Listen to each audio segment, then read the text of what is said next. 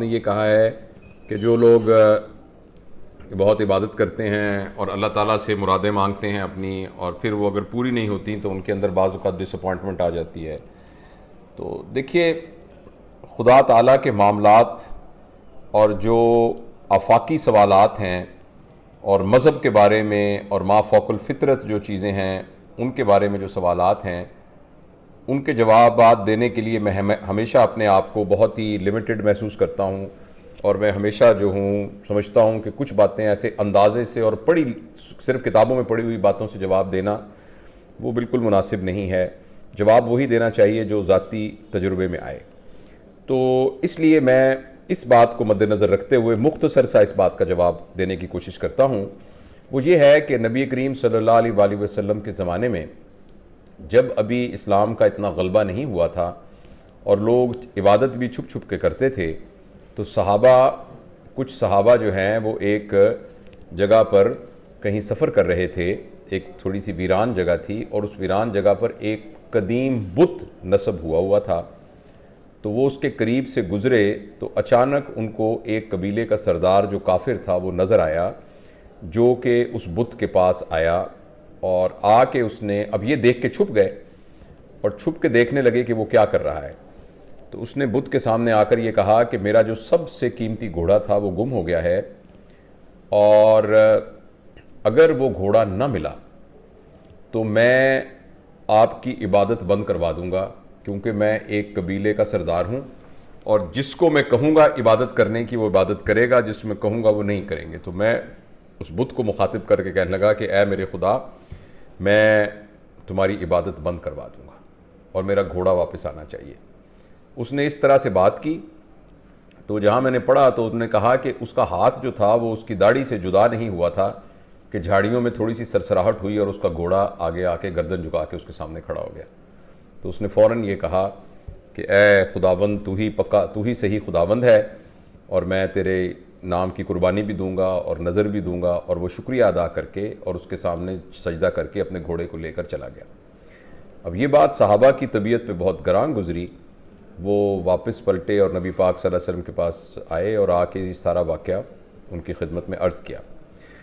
تو آپ نبی کریم صلی اللہ علیہ وسلم جو بات کی اس کا مفہوم میں آپ کے ساتھ شیئر کرنا چاہتا ہوں۔ آپ نے یہ فرمایا کہ اللہ اپنے بندے کے ساتھ اس کے گمان کے مطابق فیصلہ کرتا ہے۔ جیسا ہم اللہ تعالیٰ سے گمان رکھتے ہیں، اللہ ہم سے ویسا فیصلہ رکھتا ہے۔ تو یہ اس سوال کے جواب میں اتنا ہی کہہ سکتا ہوں۔ دوسری بات یہ ہے کہ جب ہم دعائیں مانگتے ہیں اور دعائیں قبول نہیں ہوتیں، اور ہم کہتے ہیں کہ جی ہم اس کو بزنس کے طور پہ لے رہے ہوتے ہیں نا، کہ ہم نے اتنی انویسٹمنٹ کی ہے تو اس انویسٹمنٹ کا ہمیں پھر پروفٹ کیوں نہیں ملا، میں نے اتنے پیسے لگائے تھے تو اس کا اتنا پروفٹ ہونا چاہیے، تو میں نے تو پوری رات 200 نفل پڑھے تھے تو اس کا مجھے صبح نتیجہ نکلنا چاہیے، صبح میری بیٹی کا رشتہ آ جانا چاہیے، اور میرا بیٹے کا جو پبلک سروس کا امتحان دیا تھا وہ صحیح آ جانا چاہیے، اور میرے بیٹے کو فرسٹ آ جانا چاہیے، کیونکہ میں نے جو میرے خامد کے ساتھ لڑائی رہتی ہے وہ ٹھیک ہو جانی چاہیے، کیونکہ میں نے تو اتنی عبادت کی ہے۔ اس سوال کے جواب کے اندر میں آپ کو صرف ایک تو میں وہ بات ہے جو میں نے بزرگوں سے حدیث کی روشنی میں سنی ہے وہ پیش کرنا چاہتا ہوں، اور ایک بات جو ہے وہ میں اپنے ذاتی جو ایک میری انڈرسٹینڈنگ ہے اس پر پیش کرنا چاہتا ہوں۔ جو حدیث سے میں نے سنی ہے بات وہ تو یہ ہے کہ جب کسی کی دعا قبول نہیں ہوتی تو اس شخص کو یہ سمجھنا چاہیے کہ جب بھی کوئی دعا نیک نیتی کے ساتھ خدا سے مانگی جاتی ہے تو اس کے 3 میں سے کوئی ایک آؤٹ کم ضرور ہوتا ہے۔ ایک آؤٹ کم تو یہ ہوتا ہے کہ وہی دعا اسی طریقے سے مان لی جاتی ہے، دوسری یہ ہے کہ اس کو مؤخر کر دیا جاتا ہے اور بعد میں اس سے بہتر بدلہ اس دعا کا مل جاتا ہے، اور تیسرا یہ آؤٹ کم یہ ہو سکتا ہے کہ اس کو دنیا میں تو اس کا کوئی آؤٹ کم نہ ملے، مگر آخرت میں اس کا ایک بدلہ اس کے لیے محفوظ کر دیا جاتا ہے۔ اور جہاں میں نے یہ پڑھا وہاں یہ لکھا تھا کہ جب انسان اس دنیا سے جائیں گے اور آخرت میں ان تمام دعاؤں کا بدلہ ان کو ملے گا جو کہ دنیا میں انہوں نے مانگی تھیں، اور وہ دنیا کی دعائیں ان کی قبول نہیں ہوئی تھیں اور جس پر ان کو شکایت تھی، تو وہ جب اس کا بدلہ دیکھیں گے تو وہ کہیں گے کہ میں کتنا بدقسمت تھا کہ میری دنیا کی دعائیں قبول ہو گئیں، کاش میری دنیا میں کوئی بھی دعا قبول نہ ہوئی ہوتی، کیونکہ جو بدلہ وہاں رکھا گیا ہے وہ اس سے بہت زیادہ ہے۔ یہ تو وہ بات ہے جو کہ میں نے پڑھی اور حدیث شریف سے اس کا ریفرنس ہے، اور وہ میں آپ کو کراؤں۔ میرے ذاتی جو خیال کے اندر ایک بات یہ ہے کہ جب بھی ہم اپنے لیے کوئی چیز مانگتے ہیں نا، تو ہم اپنی اس اوقات کے حساب سے مانگتے ہیں. اپنی اس اوقات کا لفظ میں نے بریکٹ میں استعمال کر رہا ہوں, یعنی ہماری جو انڈرسٹینڈنگ ہے, ہماری جو فزیکل لمٹ ہے اور انٹلیکچوئل اور ایموشنل اور اسپرچول لمٹ ہے, اس لمٹ میں رہ کر اپنے لیے فائدہ مانگ رہے ہوتے ہیں. جبکہ اگر آپ زمان و مکان کے ریفرنس سے انسان کو دیکھیں تو انسان بالکل بے حیثیت ہے, بالکل بے حیثیت. آپ دیکھیے نا کہ اللہ پاک کے نزدیک جو زمان ہے, زمانہ, اور وہ زمانہ یعنی جو حضرت آدم اس دنیا سے تشریف لائے, وہ اس پورے کائنات کے کانٹیکسٹ کے اندر ایک حال ہی کا واقعہ ہے, وہ حال ہی کا ایک واقعہ ہے. اور اس سے پہلے پتہ نہیں کائنات کے اندر زمانہ کا شروع کیا تھا, اور زمانہ اور شروع تھا بھی کہ نہیں تھا, اور اس کی انتہا کیا ہوگی. یعنی زمان کی جو لمٹ ہے وہ ہمیں بالکل سمجھ میں نہیں آتی. اور ہمارے لیے زمان جو ہے وہ بیسیکلی ایک ڈائنامک ایکٹیویٹی ہے کہ جیسے صبح ہوئی تھی, پھر دوپہر ہوئی, پھر شام ہوئی, پھر رات ہوئی, پھر اگلا دن ہوا, پھر اگلا دن, پھر 1 سال گزرا, پھر 10 سال گزرے, پھر 1 صدی گزری. لیکن ہو سکتا ہے کہ پورے کائنات کے اسپیکٹرم میں, اور اس کا بنانے والا جس ریفرنس سے اس کے سامنے وہ ساری چیزیں ہیں, تو وہ ساری چیزیں ایک اسٹیٹک فارم کے اندر موجود ہوں. یعنی جو کچھ ہو چکا ہے وہ ایکچولی ہو رہا ہے, اور جو ہو رہا ہے وہ ایکچولی ہو چکا ہے, اور جو ہونے والا ہے وہ بھی ہو چکا ہے, اور جو ہونے والا ہے وہ ہو رہا ہے. یعنی جو تمام چیزیں جو ہمیں نظر آ رہی ہیں وہ بیسیکلی ایک براڈر اسپیکٹرم میں اسٹیٹک ہیں, لیکن ہم اس کے ایک فیز میں سے گزرتے ہوئے جا رہے ہیں, تو ہمیں یہ لگ رہا ہے کہ وہ چیزیں ایک ڈائنامک اور وہ موومنٹ کے اندر ہیں. تو زمان کا تو یہ حساب ہے. اگر آپ کو یہ بات میں اور تھوڑا ایک سمجھانا کی کوشش کروں تو وہ یہ ہے, اور یہ تمثیل آپ نے کہیں پڑھی ہوگی, میں نے بھی کہیں کتاب میں پڑھی ہے, کہ ایک پہاڑ ہے اور اس پہاڑ کے نیچے ایک وادی ہے, اور اس پہاڑ کے اوپر ایک کمرہ ہے, اور اس کمرے میں ایک سوراخ ہے, اور ایک آدمی اس سوراخ میں سے باہر وادی کو دیکھ رہا ہے, اور وادی میں اس کو ایک پورا کا پورا جانوروں کا ریوڑ گزرتا ہوا نظر آ رہا ہے. تو سب سے آگے آگے مرغیاں جا رہی تھیں, پھر تھوڑی دیر وہ دیکھتا رہا تو اس نے دیکھا کہ اب بکریاں جا رہی ہیں, تھوڑی دیر بعد اس نے دیکھا کہ اب بھینسیں جا رہی ہیں, پھر دیکھا کہ وہ اونٹ جا رہے ہیں. لیکن اگر کوئی شخص اس کمرے سے نکل کر پہاڑ کے اوپر سامنے کھڑا ہو جائے تو وہ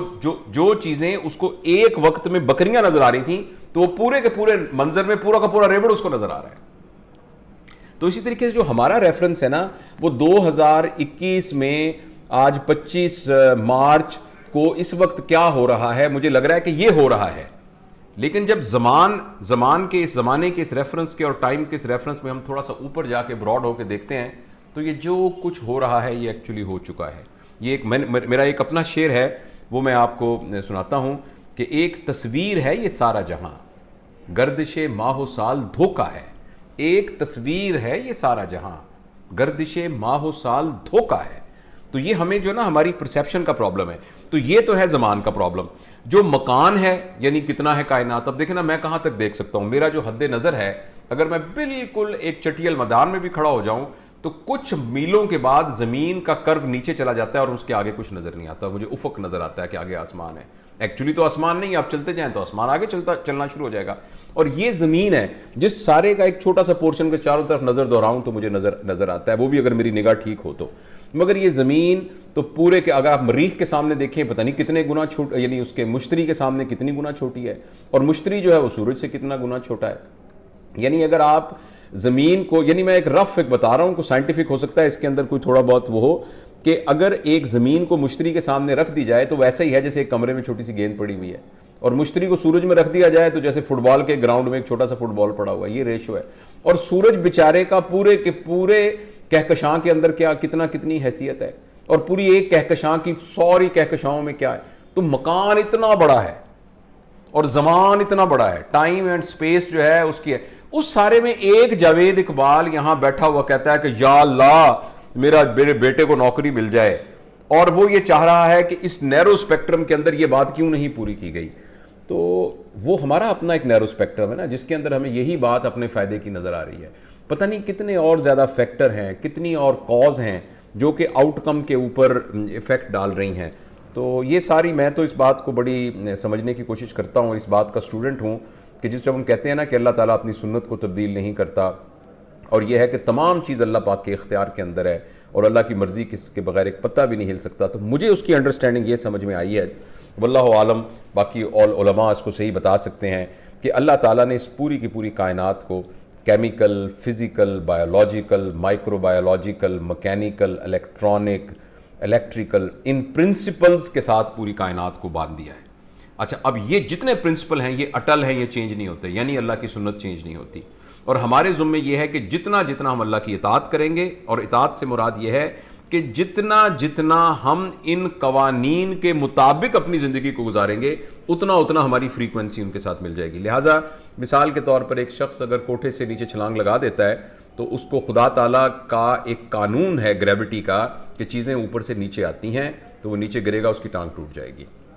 اور یہ اس کی ٹانگ اس لیے ٹوٹی ہے، اس لیے نہیں ٹوٹی کہ اللہ اس سے ناراض ہو گیا ہے، اس کی ٹانگ اس لیے ٹوٹی ہے کہ اس نے اللہ کی اطاعت نہیں کی۔ اللہ کی اطاعت کا مطلب یہ ہے کہ خدا تعالیٰ کا جو فزکس کا قانون تھا اس نے، اور مکینکس کا جو قانون تھا، اس قانون کو وائلیٹ کیا۔ جب خدا تعالیٰ کے قانون کو وائلیٹ کرے گا تو میرے خیال میں اس کا مطلب ہے کہ اس نے خدا تعالیٰ کی اطاعت نہیں کی، اور جب اس نے خدا تعالیٰ کی اطاعت نہیں کی تو اس کے نتیجے اٹس ناٹ سزا، اس کو پنشمنٹ نہیں ملی، یہ کنسیکوینس ہے، اس کے کانسیکوینس میں اس کی ٹانگ ٹوٹ گئی۔ تو اس لیے میں یہ عرض کر رہا ہوں کہ اس لیے جب ہماری دعائیں قبول نہیں ہوتی اور ہمیں لگتا ہے تو اس کی ایک ریلیجس ایکسپلینیشن تو وہ ہے جو میں نے آپ کو بتا دی ہے کہ بھئی اس کے تین متبادل، اور اس کی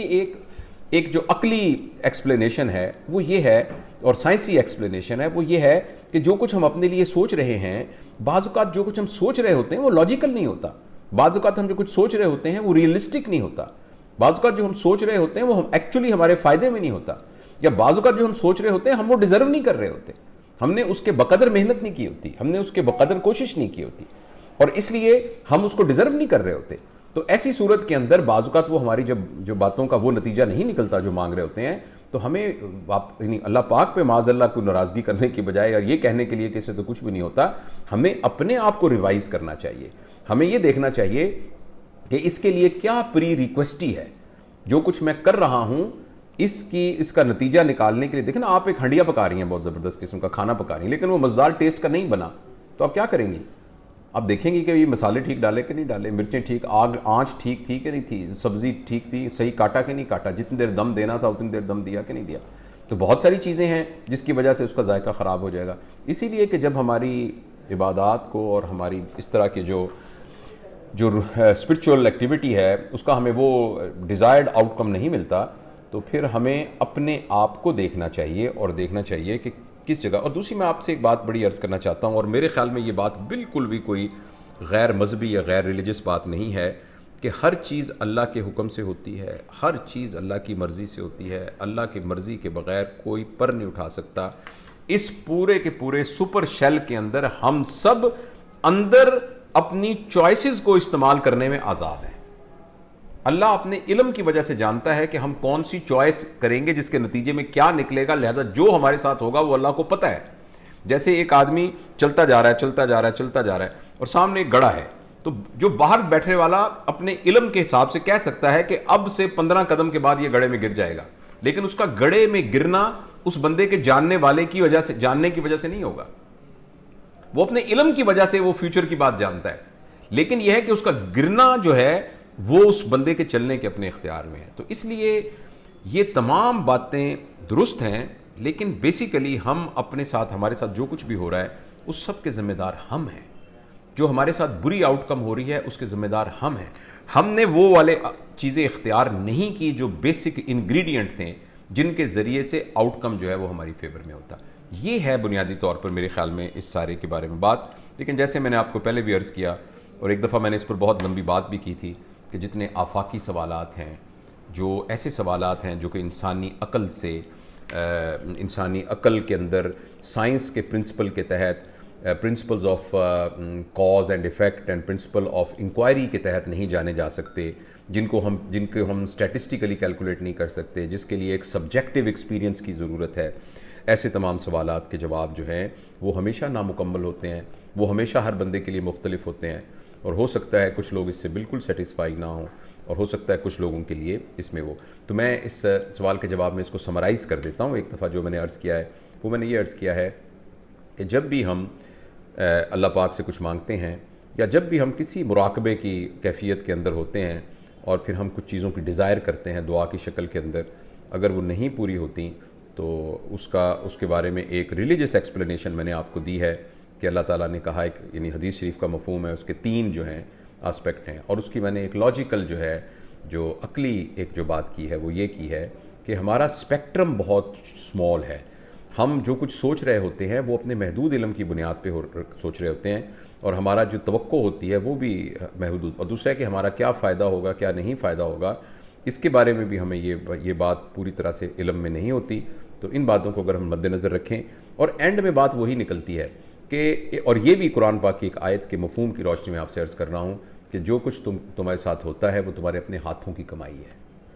جو کچھ تمہارے ساتھ ہوتا ہے وہ تمہارے اپنے ہاتھوں کی، یعنی اللہ مجھے معاف فرمائے کوئی یعنی الفاظ میں ادھر ادھر ہو جاؤ، مفہوم اس کا آیت کا یہی ہے کہ تمہارے ساتھ جو کچھ بھی ہوتا ہے یہ تمہارے اپنے ہاتھوں کی کمائی ہے. لہٰذا جو بھی bad outcome good outcome ہوتا ہے تو ہم یعنی ایمان کی وجہ سے ہم یہ خدا کا شکر ادا کرتے ہیں، اور یہ کہتے ہیں کہ اللہ پاک تیرے فضل و کرم سے سب کچھ ہو رہا ہے. لیکن یہ جو ہم کر رہے ہوتے ہیں ذمہ دار اس کے ہم خود ہی ہوتے ہیں سارے. تو اس سوال کے جواب میں یہ عرض کرنا چاہتا ہوں.